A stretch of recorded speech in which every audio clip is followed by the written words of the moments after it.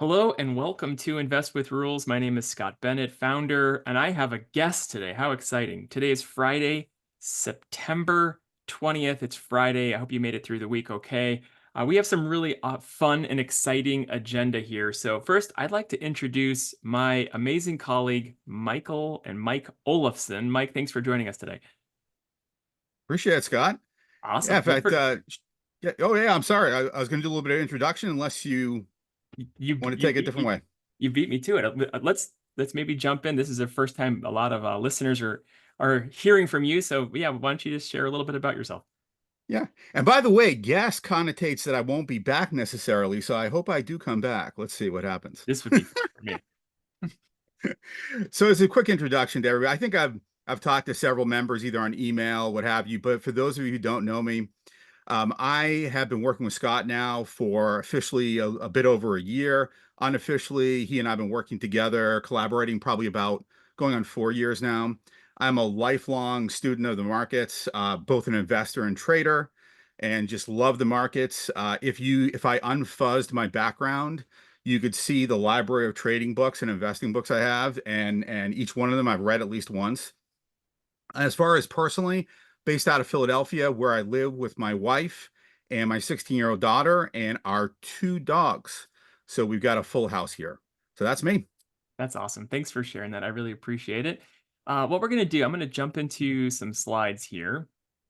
So, Mike, our topic today is the trend roadmap, which Mike has played a beyond integral part of creating, designing, improving ticker tools and the trend roadmap process. So, we're going to talk specifically long term trends today. So, that's the agenda. Before we do, world's quickest disclosure. This is just information, not a direct solicitation to go buy or sell anything. Please always manage your risk tolerance. You know the dance.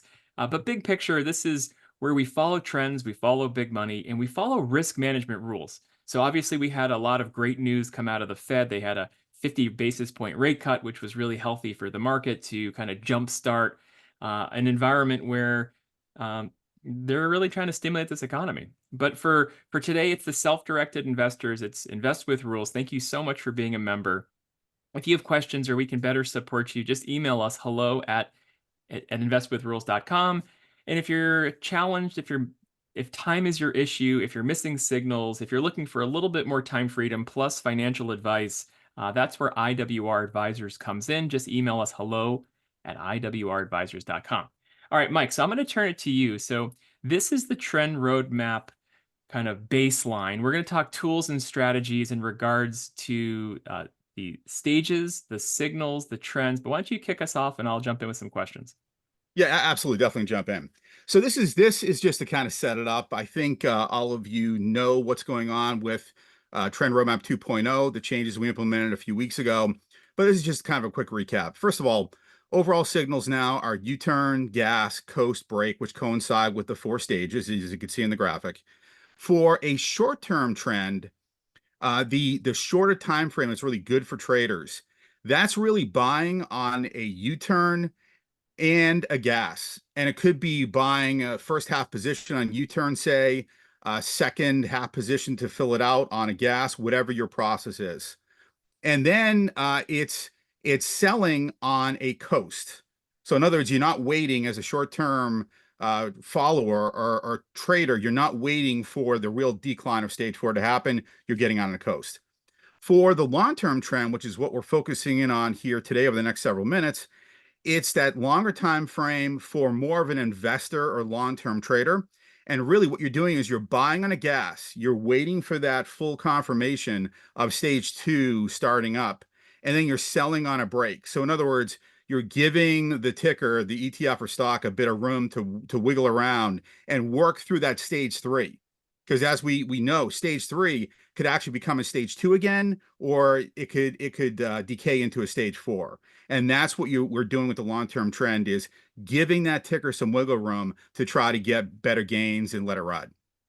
Yeah, and Now, one with of the that said, let's talk a little bit deep dive a little bit more on that. So if you can go to the next yeah, so let's focus more on slide, please. long-term trends here. Yep, definitely. Yeah, All so right. I think So, yeah, you oh, jump go in, ahead, but Scott. I Go would ahead. say obviously the mission at hand is is to be more patient, to have long-term gains, to be able to kind of sit and have a kind of a little bit of an easier trading experience. But yeah, let's go through the goals, Mike. Yep. No, and you hit the nail on the head. So it's basically to try to catch that, let's call it that meaty middle. So with trend following, you're never going to catch the absolute bottom. You're never going to catch the absolute top. The goal of this long-term signal strategy is to try to catch that middle part. So you're catching the bulk of that uptrend. It's also another purpose is to minimize trading.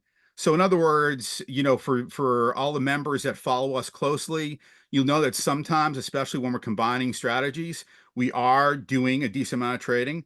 The beauty of the long-term strategy is you're doing less trading because you're going off that long-term signal. Another benefit or goal is that we're trying for those folks trading in non-retirement accounts. They have to worry about taxation. Trying to catch that long-term trend will hopefully allow you to catch some long-term capital gains, which will save you on the tax front. And then lastly, the real goal of this is to meet or beat buy and hold investing without the devastating drawdowns, the devastating losses. And we'll see in a couple of graphics, we'll see kind of what that could look like over the last 7 or 8 years. Awesome. Let's do that. So I'll move so this is a chart from 2016 to 2020. So Mike, tell us just kind of a little bit of your a pretty graph of the green and the red, if you don't mind diving into this. Absolutely. And by the way, we should thank the folks, the actual background chart. This is a weekly chart and it's from Market Surge. And we subscribe to Market Surge. We love it. So that's what we use for the basis of these weekly charts. So what you're looking at is the Market Surge chart overlaid with green and reddish or kind of pinkish translucent boxes. And basically what it is anytime you see a green box, that is where the signal for the long-term trend was uptrend. And when you see that kind of pinkish box, that's the signal was a downtrend. And as you could see, for example, for this period from 16 to 20, and this is right into the COVID crisis, you could see, for example, back in 16 to 18, how much of that, once again, that meaty middle, the long-term trend caught for that time period. And in that case, it was 34%. Not only did you gain 34%, but you also achieved a long-term capital gain because it was well over a year that you were holding under that signal. So that's kind of the gist of it. Scott, any questions about that, or should we go on to the next time period? No, I think that's a good way. I always just kind of mentally think through it as like driving on the highway. And when we get these periods of the meaty middle, this stage two, the advancement phase, where we have the short term and the long term, we're focusing today on long term. That's where we kind of move to the left lane of the highway, and we have more exposure to the equity or the stock market, and we're able to kind of really start passing people. But then you'll see in that kind of reddish vertical large chunks, that's where we're starting to move quickly to the right hand lane of the highway, and then sometimes even politely getting off the highway. And that's kind of the gist of trying our hardest to preserve capital, protect it, and not have massive drawdowns is the ultimate mission. Yep, yep. And you said it perfectly, Scott. And the only thing I'll add is that you'll see, for example, in this time period of the mid 2020 time period to today, you'll see for 2022 where the market was down 20+%, at least for the SPY, Qs were down further. But you'll see there was a little bit of whipsaw.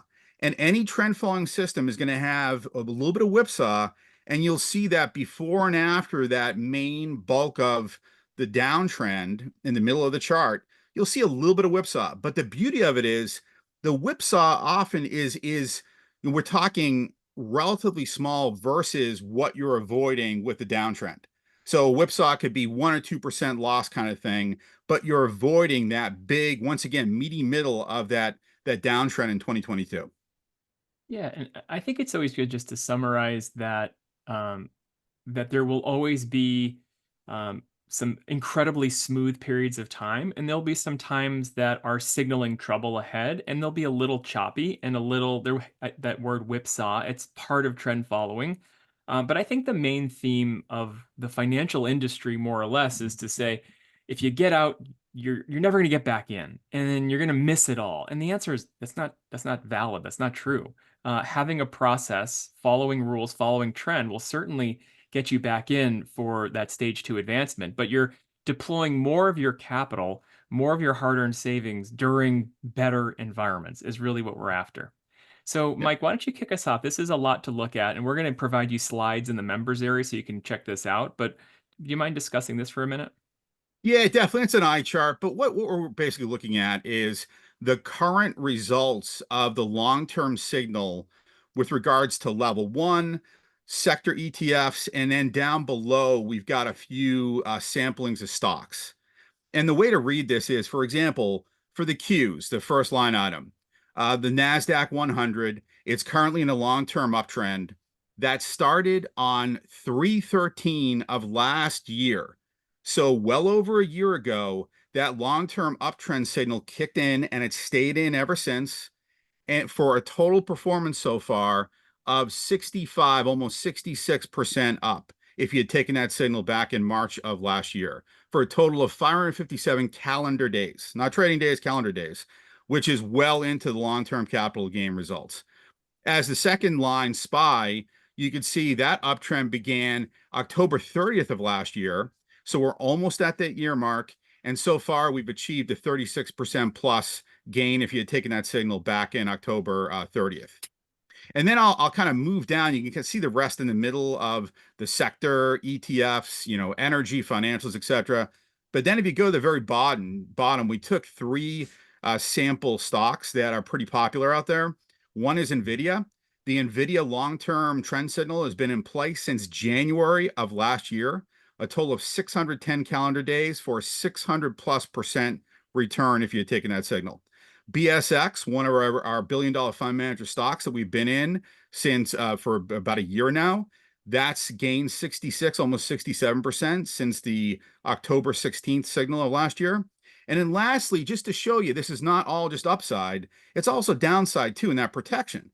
Where Celsius, for example, super popular drink and stock, it's in a current long-term downtrend. It's been in that downtrend since June 12th of this year, and it's lost so far 45%.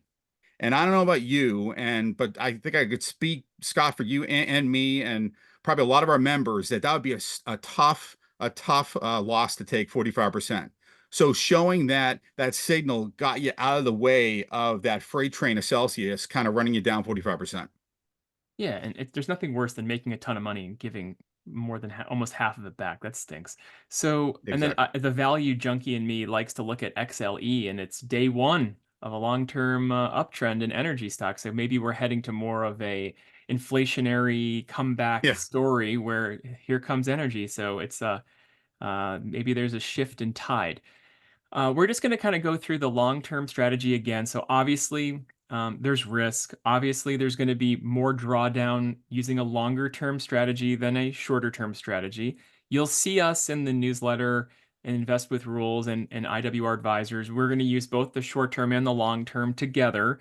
That allows us to hedge. That allows us to play sometimes quicker defense. But the long-term strategy is really designed to uh, kind of, I mean, there's the sit back, do less, follow longer term signals, Yep. but mentally knowing that there's going to be a little bit more volatility your way. Anything else I missed there? Not yet. You hit the nail on the head. Some of the great traders in history have said that the money is made by sitting in your hands. And that's the goal of the long-term strategy. Sit on your hands, let the market and the tickers do the work, and hopefully reap the benefits. Yeah, and to get all of the signals and information, obviously, if you have a Trend Roadmap 2.0 ticker tool, amazing. We're working hard to produce more and more of these. So if you don't have one, please reach out to us, hello@investwithrules.com. But here's an example of IVV, the S&P 500, which will be found on the live sheet. But you can also have your own ticker tool as a member. So thank you for being a member. You'll see that IVV today is on a gas signal in a short term, and there's your long term uptrend. and it's been in that, again, long-term uptrend for a while. So, again, sometimes the short-term coast can turn right back into a coast signal, right back to a gas signal. So we get these little pullbacks. So a longer-term investor would be sitting through this. A shorter-term investor could be playing some defense during this. Anything else I missed there? Yeah, I think you might have said it, Scott, but just in case, IVV is just a slightly lower cost alternative to SPY, and we will do that sometimes. We'll switch out, go to lower cost. So anyway, just to make that clear, just in case. Yeah, there's um, several S&P 500 tickers, including Vanguards or iShares or Spider State Street. So yeah, we want to utilize as much low cost baskets, ETFs as possible. Well, I want to cover that today. Obviously, again, Mike, thank you for joining me. I would love to have you back as much as you like. This is fun for me. It's fun to have a two party show. I just want to end with Mike. Any final words for you? Anything else on your mind for today? No, I just want to thank all the members and clients. Really appreciate your support and your trust in us. And we are just striving to kick butt and do well for you and give you good value added content. So hopefully this video is part of that. Awesome. Enjoy your Friday. Again, thank you for being a member. Talk soon. Have a good day.